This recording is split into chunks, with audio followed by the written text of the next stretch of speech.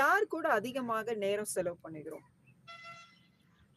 நம்ம வேதத்துல அதிகமாக படித்துக்கொண்டு இயேசுவினிடத்துல நம்ம பிதா குமாரன் பரிசுத்த ஆவியானவர்கிட்ட நம்ம ஜெபத்துல இருந்து அவரு நல்லபடியா துதிச்சு ஒரு ஆராதனை பண்ணி அவருடைய வசனத்தை வாசித்து இந்த வசனம் எப்படிப்பா இது எனக்கு கற்றுக் கொடுங்க.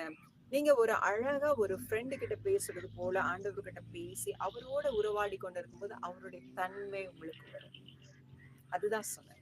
அப்போ அந்த அந்த எவ்வளவுதான் நம்ம பசங்க வந்து தப்பு பண்ணாலும் அவங்களையும் நம்ம என்ன பண்ணணும்? ஒரு பொறுமையோட, ஒரு சமாதானத்தோட அவங்களையும் கண்டித்து, அத சிட்சை.